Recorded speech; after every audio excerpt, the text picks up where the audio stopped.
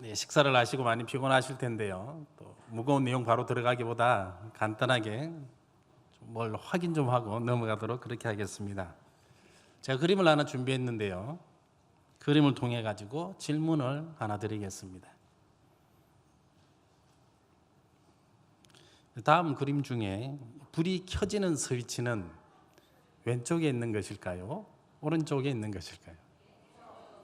예, 여러분들 보시기에는 왼쪽일 겁니다. 이건 다 잘 아실 것이라 보고 두 번째 질문 드리겠습니다. 그렇다면 이번에는 어느 스위치가 불이 들어오는 스위치겠습니까?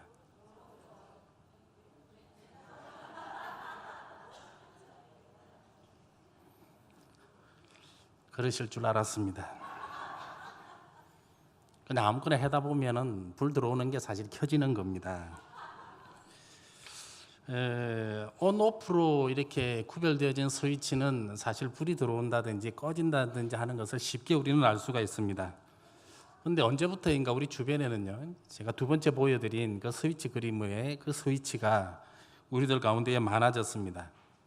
특별히 스위치는 어디에 많이 달려 있느냐면은 이 컴퓨터와 관련된 그러한 전자기기에 이 스위치가 많이 사용이 되어지고 있습니다. 사실 저도 처음에는 이게 어느 게 켜지는 것인 줄을 몰라가지고 전혀 구분하지 못하던 때가 있었습니다. 그래서 아무렇게나 하다 보면 그냥 켜지는 것을 보고 그냥 켜지는가 보다 사실 그렇게 생각을 했습니다. 자, 그러던 차에 누군가 저에게 와가지고 아주 결정적인 힌트 하나를 줬습니다. 컴퓨터에서 사용되어지는 스위치이기 때문에 컴퓨터를 좀 생각을 해보라라고 하는 말이었습니다. 컴퓨터는 전기적인 그러한 신호를 사용을 하는데요. 딱 두 가지만 사용을 합니다. 바로 숫자 0과 1이다라고 하는 바로 그 두 숫자입니다. 사실 컴퓨터는 숫자 이 두 개를 가지고 0과 1을 가지고 모든 숫자와 모든 문자 그리고 그림들까지도 표현을 합니다. 중요한 것은 0일 때는 오프라고 하는 것이고 1일 때는 온이다라고 하는 겁니다. 그래서 스위치를 보시면 동그라미가 되어 있으면 이게 불이 들어와서 동그라미가 아니고 숫자 0이기 때문에 오프이고요. 1이면 숫자 1이기 때문에 온이다라고 하는 겁니다. 앞으로 이런 스위치를 보시면 헷갈리지 마시고 0과 1을 기억하시면 쉽게 해결이 될 겁니다. 이 컴퓨터를 사실 인간이 만들었지만 우리가 아는 것처럼 그 성능에 있어서는 무궁무진합니다. 최근에 이 알파고라고 하는 이 컴퓨터가 인공지능의 능력을 가지고 바둑계에서 세계 최고를 자랑하는 그러한 기사들과 이 바둑을 더불어 이겼다라고 하는 사실도 우리는 잘 알고 있습니다.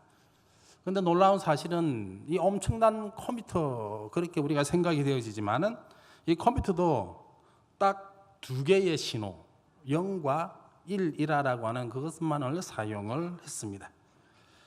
우리는 컴퓨터를 보면서 많은 생각을 해보게 됩니다.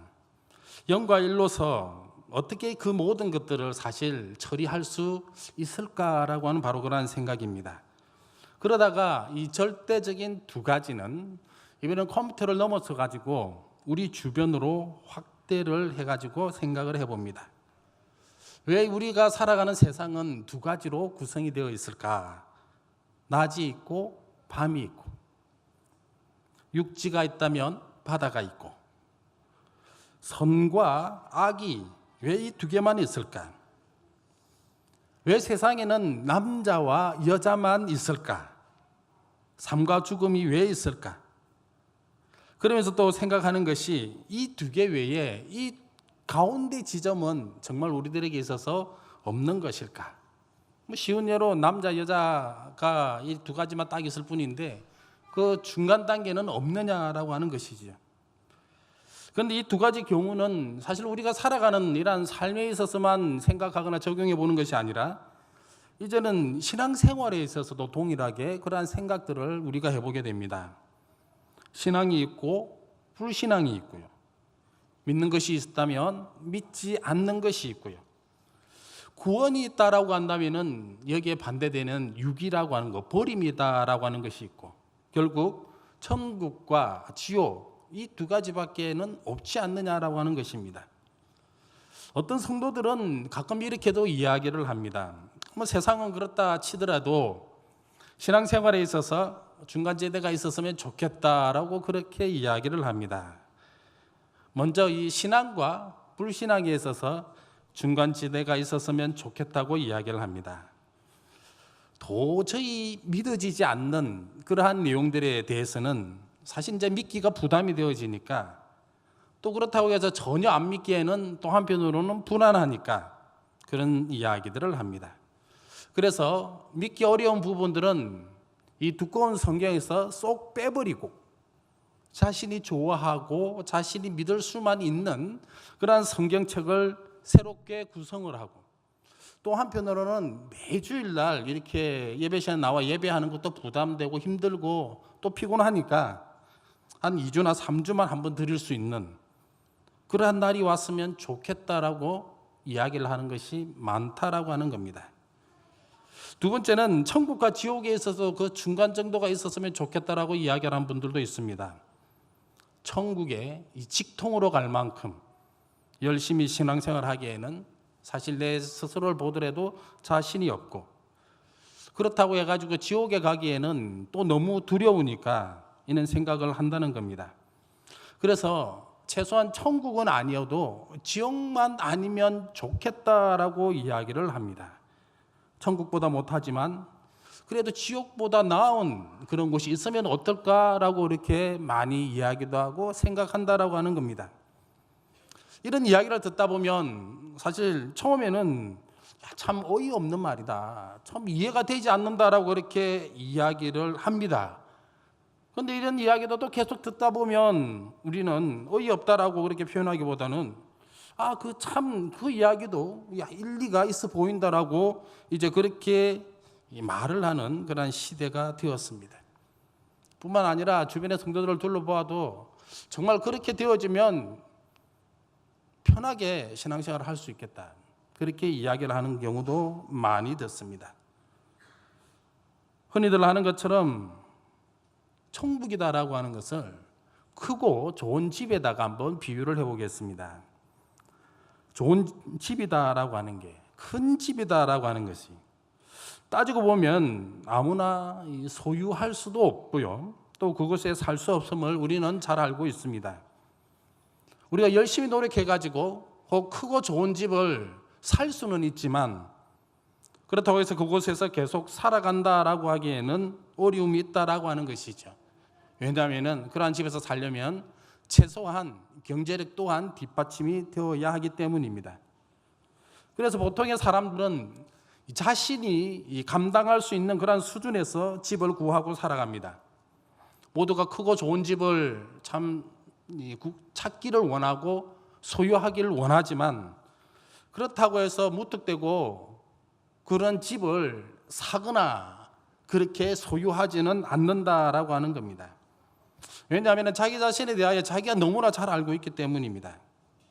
뿐만 아니라 그렇다고 해가지고 또 이번에는 그 반대의 삶, 소위 말하는 이 지질이 궁상으로 그렇게 살아가지도 않습니다.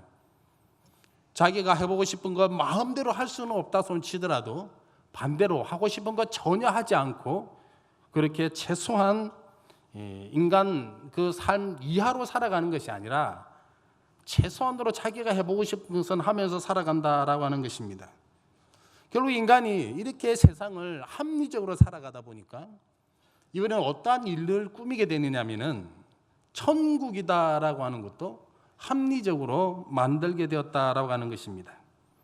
그것도 바로 지옥이 아니면서, 그렇다고 해서 천국도 아닌, 그래서 열심히보다는 아주 조금 노력해가지고 뿐만 아니라 적당히 신앙생활을 해가면서 갈 수 있는 그런 천국 아닌 천국을 언제부턴가 우리들은 꿈을 꾸고 있다라고 하는 겁니다. 사랑하는 성도 여러분, 앞에서처럼 이 천국이다라고 하는 것을 크고 좋은 집에 비유할 때요, 가장 결정적인 잘못이 혹 무엇인지 알고 계십니까? 그것은 이 천국이다라고 하는 것을요, 하나님이 만드시고 하나님이 주인 되시고 하나님이 왕이 되신다라고 하는 이 사실을 망각했다라고 하는 겁니다. 모든 것이 하나님이 주인공, 하나님이 주체임에도 불구하고 인간이 주체가 되어지고 인간이 주인이 되어지고 인간 중심으로 만들었다라고 하는 것이죠. 그래서 천국을 하나님의 것이 아닌 인간의 것으로 만들어버리고 말았습니다. 결국 그렇게 되면 천국은 더 이상 천국이 아님도 우리는 분명히 기억하셔야 될 것입니다.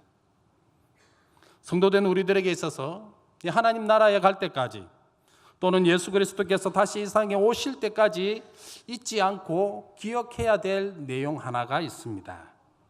그것은 우리가 이 세상을 살아갈 때 우리 앞에 놓여진 그러한 모든 기준이 우리가 아닌 하나님이어야 된다라고 하는 것입니다. 하나님이 만드신 것에 대해서 왜 그렇게 만드셨느냐고 질문은 할 수 있을지 모르겠지만 그것이 잘못되었다거나 그것이 틀렸다라고 말하지 않아야 된다라고 하는 겁니다. 하나님 하신 완전한 것에 대하여 또 다른 무엇인가 필요하다고 해서 내 마음대로 무엇인가 덧붙이지 말아야 한다는 바로 그러한 생각입니다. 그래서 우리는 어쩌면 우리가 살아가는 우리의 이 모든 삶에 있어서 이제는 이 일과 상황이 딱 두 개밖에 없음을 우리는 인정하고 여기에 대해서 만족하고 그리고 나아가서 하나님께 감사하는 삶이 우리들 가운데 있어야 합니다. 왜냐하면 이 두 개 중 한 개는 반드시 다르거나 또는 틀린 것이 있기 때문입니다. 따라서 다르다라고 한다면은 다른 것은 다른 대로 그 상황들을 즐길 수 있어야 하고 틀린 것은 옳고 그름에 대하여 내가 이 심각하게 고민할 것도 없이요. 옳다라고 하는 것은 그것은 쉽게 빠르게 우리가 그것을 선택하고 이와 반대로 틀렸다라고 하는 것은 담대하게 버려야 할 것입니다. 어쩌면 이러한 확신한 삶을 살아갈 수 있는 바로 그런 저와 여러분들이 되시기를 먼저 주님의 이름으로 축원드립니다. 오늘 본문에서 우리는 이 서로 명확하게 대비되어지는 두 가지로 구성되어진 이 상황 세 가지를 다루고 있음을 우리는 먼저 보았습니다. 처음에 육신이냐 영이냐라고 하는 것을 다루는 것을 발견했고요. 두 번째는 사망이냐 아니면 생명이냐 평안이냐라고 하는 것을 다루고 있었고 마지막 세 번째는 부활이냐 아니냐라고 하는 것이었습니다. 명심해야 될 사항이 있는데요. 조금 전에 말씀드린 이 세 가지가 사실 각각의 것으로 보이지만 결코 각각 떨어져 있지 않다라고 하는 것입니다. 따라서 우리는 지금부터 이 세 가지를 하나하나 살펴볼 텐데요. 이것을 떨어진 하나로 보지 마시고 하나로 연결되어질 때 과연 이것이 나에게 있어서 어떤 의미로 다가오는지 한번 생각을 해보시기 바랍니다. 첫째로 육신과 영에 대하여 우리가 한번 생각을 해보도록 하겠습니다. 육신이다라고 하는 것은 우리가 잘 알고 있는 것처럼 인간의 몸을 의미합니다. 인간의 몸에 대해서는 보통 어떻게 평가하느냐면은 이 몸이 건강하냐 건강하지 않느냐라고 평가를 하고 또 살이 쪘느냐 이 살이 빠졌느냐 말랐느냐 이렇게 이야기를 합니다. 보통 육신이다라고 이야기를 하면은 우리 눈에 보이는 것처럼 건강과 또 살이 어느 정도 올랐느냐라고 하는 것으로서 평가하는 것이 대다수입니다. 그런데 이 같은 이 평가하는 이러한 육신들에 대해서요, 이 다양한 뜻을 가지고 또 다르게 표현한 성경의 저자가 몇 명 있습니다. 이 다양한 뜻 중에 특별히 이 육신에 대해서 이 죄의 도구다라고 이렇게 표현한 한 명의 이 사도가 있습니다. 가장 대표적으로 이걸 누가 많이 사용을 했느냐면은 바로 사도 바울이었습니다. 따라서 사도 바울의 쓴 이란 성경에 보시면 대부분 육신이다라고 하는 이 말 속에는 어떠한 뜻이 들어가 있느냐면은 하나님에 대적하여 타락한 이 인간성 전체를 이야기를 하거나 또는 죄의 지배를 받는 그러한 자아를 이야기를 하고 있음을 알 수가 있습니다. 우리가 볼 때 그냥 육신이지만 바울은 이것을 그냥 육신으로서 이야기를 하고 있는 것이 아니라 그 가운데에 죄가 있음을 이야기를 하고 있다라고 하는 겁니다. 오늘 우리가 읽었던 본문에도 보면 육신이라는 말이 5절에서부터 9절까지 끊임없이 나오고 있습니다. 따라서 이 육신이다라고 하는 것은 바울에 의하면 죄된 그러한 인간의 본성에 따라가는 삶을 이야기를 하고 있습니다. 우리는 보통 이 성경 말씀에서 육신이다라고 하는 이러한 단어가 나오면은 그것을 죄를 의미한다거나 또는 죄의 지배를 받고 있거나 아니면 최소한 하나님을 대적하는 인간의 죄성을 의미한다라고 알고 있습니다. 왜냐하면은 이렇게 해석하는 것을 우리는 많이 들어왔기 때문입니다. 자, 그럼에도 불구하고 제가 굳이 이 설명을 드리는 이유는 성경에 나온다고 해가지고 육신이다라고 하는 단어가 모두가 다 그러면은 죄를 의미하느냐 또는 그렇지 않다라고 하는 겁니다. 따라서 육신이다라고 할 때 또 한편으로는 무조건 죄와 관련시킬 필요는 없다라고 하는 것도 먼저 말씀을 드리는 겁니다. 두 번째는 어떠한 단어가 나왔느냐면은 영이다 하고 하는 영이라는 단어가 나왔습니다. 영에 대한 이 성경의 표현도 사실 다양하게 나와 있습니다. 보통 우리가 보는 이 한글 성경에서는요, 영이라고 번역한 헬라어 단어에 관해 가지고 다양하게 번역을 하고 있는데, 이 바람이 불 때에도 영이라는 단어를 썼고요, 호흡하는 것, 숨을 쉴 때도 영이라고 했습니다. 또 사람 안에 무엇인가 있는데, 사람 안에 무엇인가 있는 이것도 영이라고 이야기를 했습니다. 하지만 오늘 본문에서는 제가 조금 전에 말씀드린 이 다양한 이러한 뜻으로 영을 표기를 한 것이 아니라 거듭난 자들 안에 거하시는 성령 하나님을 오늘 우리가 보았던 본문에서는 영이다라고 이렇게 표기를 했습니다.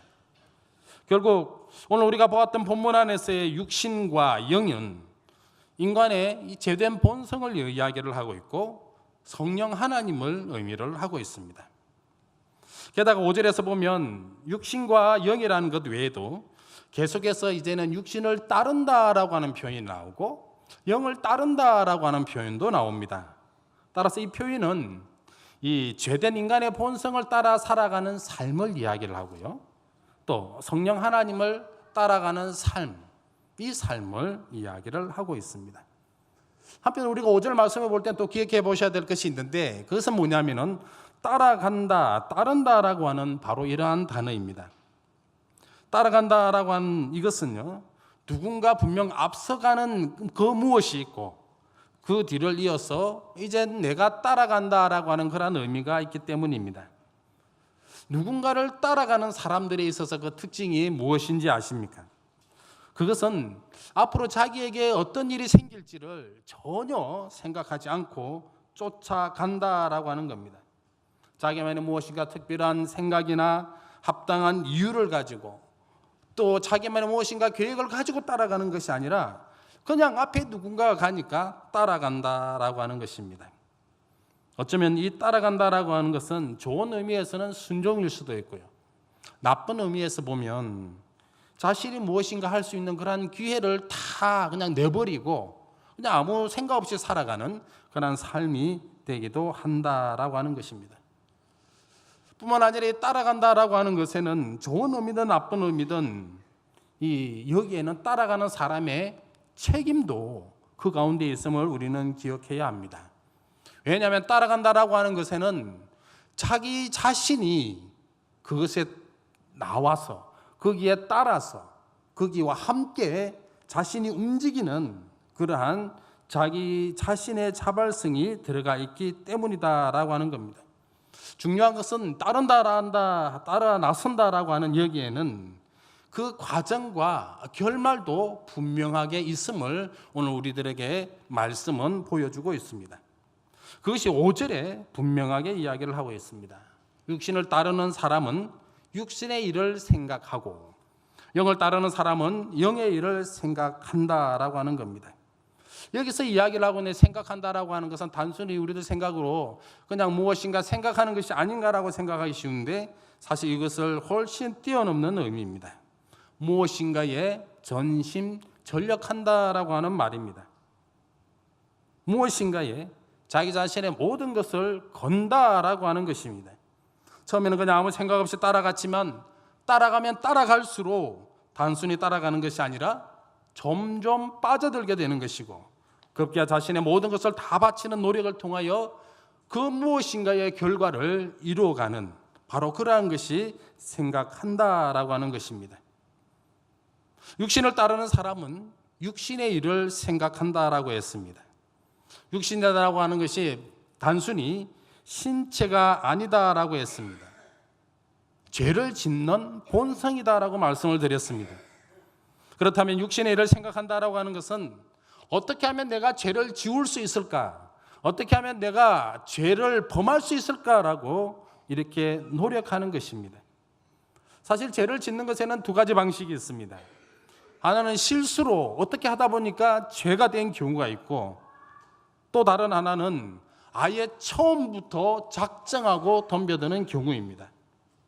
실수가 아니라 나쁜 것임을 분명히 알고 있음에도 불구하고 아무 거리낌 없이 그러한 것을 한다라고 하는 겁니다. 질문 하나 드리겠습니다. 실수로 저지른 죄와 처음부터 계획하고 저지른 죄 중에 어느 죄가 더 큰 죄입니까? 당연히 처음부터 계획하고 저지른 죄입니다. 육신을 따르는 사람이 육신의 일을 생각한다라고 하는 것, 그것은 처음부터 자신의 본능에 따르겠다라고 하는 것이고 처음부터 자기의 죄의 본능에 충실하겠다라고 하는 것이고 그래서 결국에는 죄를 안 지을래야 안 지을 수 없는 그러한 사람이 되었다라고 하는 바로 그러한 의미인 것입니다. 그런데 어떤 사람이 육신을 따르고 육신의 죄를 짓는지 아십니까? 그것은 처음부터 육신을 따르겠노라 그렇게 다짐한 사람이기도 하지만요, 한편으로는요 성령을 따르기로 거부하는 사람도 이번에는 육신의 죄를 짓게 됩니다. 아마 이 부분에서 많은 성도님들은 놀라게 될 줄을 압니다. 아니, 성령을 따르지 않으면 따르지 않는 것이지 그것이 왜 육신을 따르는 사람이 되고 죄를 짓는 사람이 되느냐라고 하는 아마 이러한 질문들 속으로 많이 하실 것 같습니다. 하지만 곰곰이 한번 생각을 해보시기 바랍니다. 모든 것에는 분명히 두 가지밖에 없다라고 했습니다. 육신이냐 성령이냐, 육신을 따르는 것이냐 성령을 따르는 것이냐, 죄이냐 아니냐, 바로 그러한 문제에 귀결되어지기 때문입니다. 우리 주변에 있는 많은 불신자들은 죄인이라는 말에 극도로 신경질적인 그런 반응을 보입니다. 자기 자신은 최소한 이 교통법규 하나 어긴 적 없고 남을 도와주었어도 남들 앞에 싫은 소리 한 번 한 적 없고 이웃집에 교회 나가는 사람보다 자기 자신은 반상회도 더 많이 참석했는데 왜 그러한 사람들이 나보다 반상회도 덜 나가는 사람들이 나에게 와서 나로 하여금 죄인이냐라고 하는 것이죠. 과연 그만이 나에게 있어서 가장 찾느냐라고 이야기를 합니다. 요즘 유행하는 말로 이것이 정의냐라고 그렇게 이야기도 합니다. 하지만 오늘 본문의 말씀은 육신을 따르느냐 성령을 따르느냐에 따라서 결과는 반드시 두 가지밖에 없다라고 하는 것을 우리는 분명히 기억해야 할 것입니다. 따라서 법적으로 도덕적으로 무엇인가 잘못해서 죄인이 되었다라고 하는 것이 아니라 하나님을 모르기 때문에, 하나님을 따르지 않기 때문에, 하나님을 예배하지 않기 때문에 바로 그것이 죄인 되었다라고 하는 것임을 우리는 분명히 기억하시기를 바랍니다. 두 번째는 이제 사망이라는 것과 생명과 평안에 관해서도 한번 생각을 해보겠습니다. 사망, 죽는다라고 하는 것. 우리는 흔히 사망에 관하여 숨이 끊어져서 죽는 것을 이야기를 합니다. 그래서 어제 멀쩡하던 사람도 오늘 사망에 이르게 되면 더 이상 살아 움직이지 않는, 더 이상 우리와의 대화도 불가능하고 우리와 같이 생활할 수도 없는 바로 그러한 것으로 우리는 사망으로 알고 있습니다. 그 결과 사람들은 그 사람과 더 이상 우리가 이제 교감할 수 없다라고 하는 그것만으로 이별의 상황에 대하여 슬퍼하며 애통해합니다. 6절 말씀해 보니까 육신의 생각은 사망이다라고 이렇게 말을 하고 있습니다. 우리는 5절에서 이 육신이다라고 하는 것이 죄의 본성이라고 했음에도 불구하고요, 6절에서 사망이다라고 이렇게 이야기를 하니까 우리는 늘 그냥 이 육체의 인간적인 그러한 몸의 죽음으로만 생각하고 있습니다. 죄를 지었으니까 그 죄값으로 당연히 죽어나가는 것이 아니냐라고 생각하는 겁니다. 마치 극악무도한 이러한 흉악범이 나중에 그 잘못을 저지르다가 잡혀서는 끝끝내 형장의 이슬로 사라지는 바로 그러한 장면으로 생각합니다. 그런데 이러한 생각도 사실 틀린 건 아닙니다. 하지만 5절에서 우리가 이야기를 하고 말씀드렸을 때 이 육신이다라고 하는 이 5절에서의 육신이 우리가 생각하고 있는 그런 인간의 몸이 아니라 죄된 본성이다라고 했을 때 6절에서의 사망은 그럼 과연 무엇을 의미하겠느냐라고 하는 겁니다. 단순히 우리 육체가, 우리의 몸이 죽는 것이 아니라 무엇인가 다르게 죽는다라고 하는 것이죠. 그때 죽는 것은 무엇입니까? 바로 우리의 영혼이 죽는다라고 하는 그런 말을 하고 있는 겁니다. 육신의 일이 곧 죄이고, 이때의 죄다라고 하는 것을 우리가 생각하는 것처럼 세상에서 살아가면서 짓는 그런 흔한 나쁜 일이 아님을 우리는 분명히 알 것입니다. 그렇다라고 한다면 육신의 일이 무엇인가? 육신의 죄가 무엇인가? 바로 이것은 하나님과의 관계가 멀어지는 것이고, 하나님 말씀에 대해 불순종하는 것이고, 하나님을 알지 못함에 대한 그러한 것에 대한 죄임을 우리는 분명히 아셔야 합니다. 그래서 이러한 것들이, 이러한 죄가 우리들 가운데 있을 때는 이제 그 죽음은 바로 영혼의 죽음으로까지 나아간다라고 하는 겁니다. 하나님을 떠난 것, 이것은 단순히 하나님을 떠나는 것이 아니라 이로 인해서 영혼이 죽게 된다라고 하는 것을 말씀을 하고 있습니다. 어떤 사람들이 이렇게도 이야기를 합니다. 나는 그냥 잠깐 주님을 떠났다고 생각하면서, 잠시만 나는 주님을 떠났기 때문에 나에게는 그 어떤 일도 생기지 않을 것이다라고 스스로 위로하며, 또는 누구에도 자랑스럽게 나는 죽지 않았다라고 그렇게 이야기를 할지 모르겠습니다. 그러나 아주 잠깐이라도 주님을 떠난 그 순간에 그것이 곧 나의 영혼의 죽음임을 아시고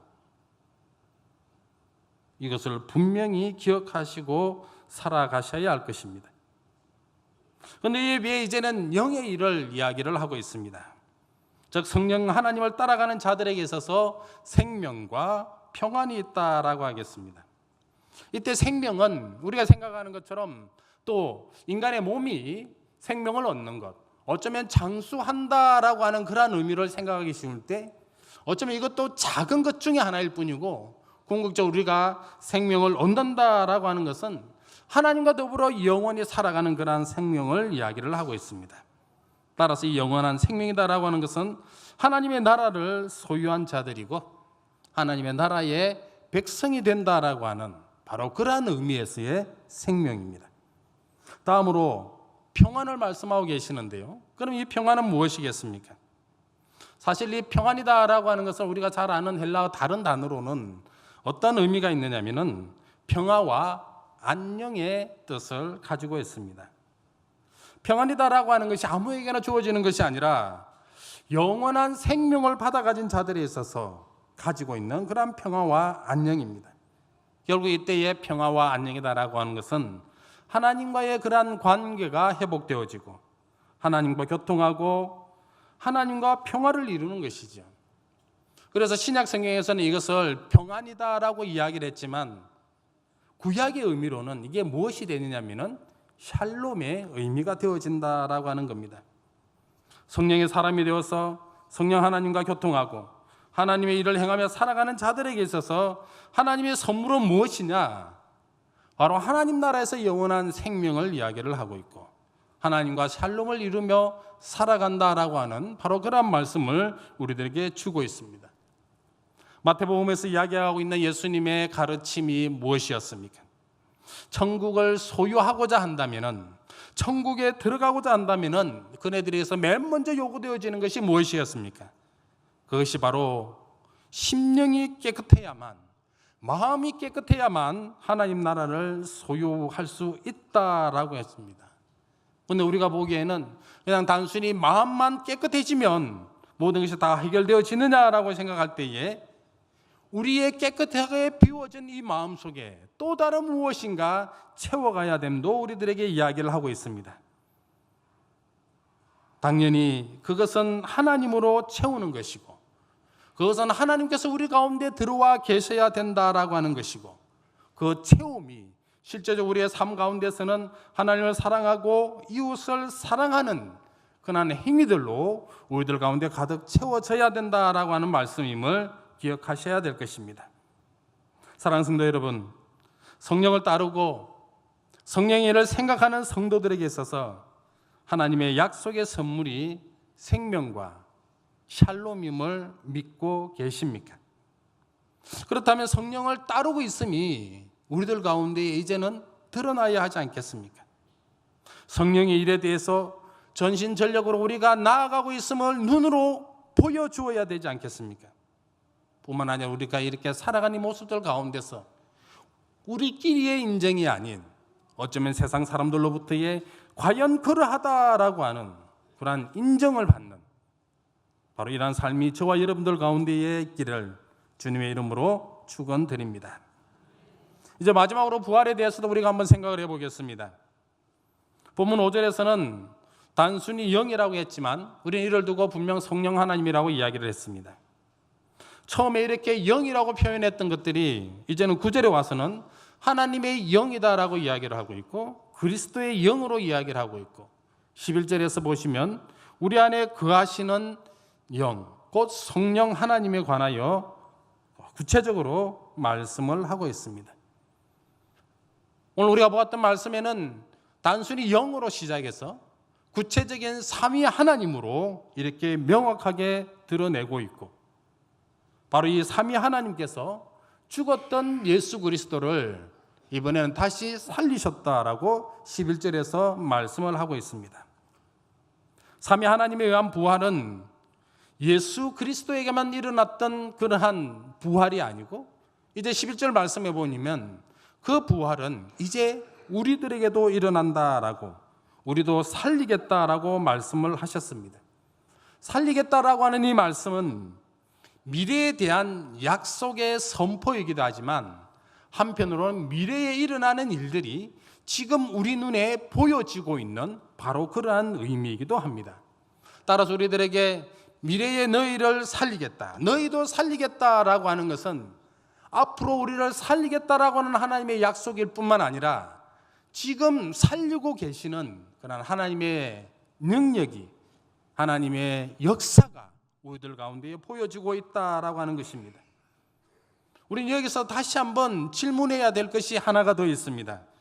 분명히 너희를 살리시겠다라고, 여기서 말하는 너희가 성도들이다라고 한다면은 과연 누가 성도인가라고 하는 겁니다. 우리는 단순히 그냥 그리스도에게 속한 사람이 성도라고 말할지 모르겠지만 성경에서는 그렇게 간단하게 성도에 대하여 정의를 내리고 있지는 않습니다. 성도는 먼저 성령을 따르며 성령의 일을 생각하는 자라고 말씀을 하고 있습니다. 그 성도는 그 시작에서부터 확실하게 성령 하나님을 붙잡은 자여야 합니다. 신앙생활에 대해서 이래도 좋고 저래도 좋고 간혹 가다가 자기 마음대로 할 수 있는 그런 자가 아니어야 한다라고 하는 것이죠. 성령 하나님을 붙들었다라고 하는 것은 온통 하나님만을 생각하고 하나님만을 쫓아가며 그래서 하나님의 향기가 그 몸에서 묻어나야 하는 것입니다. 하나님으로 말미암아 살아있음이 보여져야 하고 하나님과의 샬롬이 온 인격으로 드러나야 된다라고 하는 것입니다. 이것이 성도입니다. 뿐만 아니라 성도는 그 가운데 그리스도의 영이 살아있는 자여야 합니다. 그리스도의 영이 심령 가운데 있다라고 하는 것은 과연 어떠한 의미입니까? 하나님의 뜻을 분별하는 것을 이야기를 합니다. 무엇이 하나님이 원하시는 것이 그것을 안다라고 하는 것이고 하나님이 기뻐하시는 것을 분별하여 그것을 행하는 자이고 진리 가운데 살아가는 자들입니다. 당연히 이렇게 살아가는 자들은 우리가 잘 알고 있는 것처럼 사랑과 희락과 화평에 이러한 모든 성령의 열매를 맺을 수밖에 없다라고 하는 겁니다. 뿐만 아니라 성도는 자신의 삶에 있어서 성령의 능력을 보여주며 살아가는 자다라고 하는 겁니다. 이러한 자가 성도다라고 하는 것이죠. 단순히 내가 오늘 주일에 예배 한번 참석했다라고 해서 성도가 되는 것이 아닙니다. 내가 오늘 새벽기도 한번 참석해서 기도 한번 했다 해가지고 성도가 되어지는 것이 아니라 온전히 메인바되어지고 온전히 나의 모습 속에서 그리스도의 모습이 드러나고 나의 모든 삶 가운데서 성령의 열매를 맺으며 살아가는 그러한 자가 성도다라고 했습니다. 바로 이러한 성도들에 대해서 하나님의 마지막의 약속은 비로소 부활이 되었습니다. 몸은 죄로 말미암아 죽은 것이나 영은 의로 말미암아 산다라고 10절에 기록을 하고 있습니다. 사도 바울은 여태껏 육체라고 이야기를 하다가 10절에 오니까 몸이라고 또 표현을 하고 있습니다. 언뜻 보기에는 같은 말처럼 보이지만 이는 확연히 다른 것입니다. 육신은 죄된 본성을 따르는 그러한 것을 의미한다라고 했고, 몸은 말 그대로 우리의 눈으로 보여지고 손으로 만져줄 수 있는 바로 그러한 우리의 몸을 의미합니다. 아담과 하와가 하나님 앞에 불순종했을 때에 사망이 왔습니다. 인간은 그 결과 모두가 죽을 수밖에 없었습니다. 모든 사람은 그 결과로 죽을 수밖에 없지만, 그러나 성도는 죽었던 그 몸이 살아난다라고 그렇게 말씀하고 계시는 겁니다. 우리는 사실 11절 말씀을 통하여 부활의 의미에 관하여 두 가지로 생각을 해볼 수가 있습니다. 첫 번째 부활의 의미는 죄로 인해서 하나님을 섬길 수가 없었던 자들이 부활로 인하여서 다시금 하나님과의 관계가 회복되어지고 하나님을 섬길 수 있게 된 것도 부활이라고 이야기를 하고 있습니다. 두 번째 부활의 의미는 말 그대로 죽었던 몸이 다시 살아나는 것입니다. 예수 그리스도가 죽었다가 다시 살아난 것처럼 우리 또한 그와 똑같은 모습으로 죽었다가 다시 살아난다라고 하는 것이죠. 바로 이것이 어쩌면 우리가 매주일 예배 시간에 나와 신앙 고백 시간에 몸이 다시 산다라고 하는 이것을 믿는다라고 하는 것을 고백할 때에 바로 그러한 고백의 내용이다라고 하는 것입니다. 말씀을 맺도록 하겠습니다. 우리는 지금 부활주일을 앞둔 시점에서 사순절 기간을 보내고 있으며 이제 한 주간 후에는 고난주간으로 우리가 지키게 될 것입니다. 부활에 대해서 우리는 기쁨만을 생각하지 부활을 위해서는 고난을 거쳐야 함을 우리는 잊고 사는 때가 많습니다. 고난이 있기에 부활이 기쁜 것이고 고난이 크면 클수록 부활이 소중함을 어쩌면 절실히 느낄 것입니다. 우리 속에 그리스도의 영이 계시고 이로 인해 우리가 성도가 되어지고 성도된 우리들에게 있어서 부활을 약속하신 것은 무엇보다 우리가 성령을 따르는 자가 되었기 때문입니다. 물론 성령을 따르기 위해서는 분명 하나님의 은혜가 필요합니다. 하나님의 영과 하나님의 성령을 따르기로 한 그 결심마저도 어쩌면 하나님께서 우리에게 부어주시는 그 놀라운 은혜임에 틀림이 없을 것입니다. 하지만 이러한 하나님의 은혜가 넘쳐남에도 불구하고 아직도 많은 사람들은 하나님의 그 영을 따르기를 주저하기도 하고 거절하기도 합니다. 어떤 일은 처음부터 하나님 외에 다른 신을 따르기도 합니다. 이러한 광경을 보고 있노라면 세상에는 선택할 수 있는 다양한 길이 있는 것처럼 보입니다. 그래서 심지어 이런 생각도 우리는 해봅니다. 다양한 길이 있으므로 가다가 보면 언젠가는 만나게 될 것이고 가다가 보면 자연스럽게 그 길이 이제는 하나가 되지 않겠느냐라고 그렇게 믿음 아닌 믿음의 우리들 가운데 있다라고 하는 겁니다. 하지만 선택할 수 있는 길은 오직 두 개밖에 없습니다. 그 길은 서로 손을 잡고 서로 마주보며 걸어갈 수 있는 그런 길이 아니라 처음부터 등을 맞대고 걸어갈 수밖에 없는 길입니다. 만약 누군가 같이 가고자 한다면 누군가는 반드시 도중에 되돌아서야만이 같이 갈 수 있는 그 길이다라고 하는 겁니다. 우리 인생의 길이 이러하고 우리 신앙의 길이 이러합니다. 특히나 우리 신앙의 길은 아무 생각 없이 걸어가는 그런 길이 아니라 그 시작에서부터 생각하며 가야 하는 것입니다. 우리 발 앞에 놓여 있는 그 길은 육신을 따르든지 아니면 성령을 따르든지 해야만 합니다. 아쉽게도 하나만을 선택해야지 두 개 모두를 선택할 수 없습니다. 어느 것 하나를 주축으로 하고 또 다른 하나를 예비로 삼아 갈 수 있는 길도 아니다라고 하는 겁니다. 오직 하나뿐입니다. 신앙의 길은 시작에서부터 두 갈래 길로 시작되어집니다. 그리고 그 길은 마칠 때까지 절대로 만나지 않으므로 동행할 수도 없는 길입니다. 따라서 이 길에서 내딛는 이 첫 걸음은 어쩌면 평생을 좌우할 수밖에 없고 어쩌면 영생을 좌우할 수밖에 없다라고 하는 것입니다. 사랑하는 성도 여러분, 우리는 어떤 길을 선택하고 어떤 길에 여러분들의 첫 발을 내디디겠습니까? 죄된 본성의 길을 걸어가겠습니까? 아니면 성령의 이끌림 받는 그러한 길을 걸어가시겠습니까? 내가 주인공이 되어 내가 기뻐하고 즐거워하며 가는 그 길을 가시겠습니까?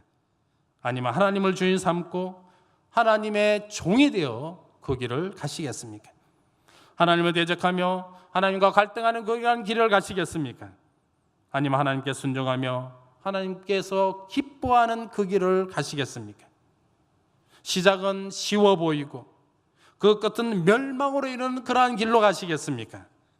아니면 시작은 너무나 힘들고 어렵지만 그 마지막은 부활의 소망이 있는 그 길을 가시겠습니까? 우리가 인생과 신앙을 위해 길 위에 서 있는 그러한 존재임을 기억하시고 하나님을 따르며 하나님을 생각하며 하나님의 일을 도모함으로 인하여 마침내 하나님의 영광 안에서 부활의 영광을 맞이하는 그런 복된 길을 가시는 저와 여러분들이 되시기를 주님의 이름으로 축원드립니다.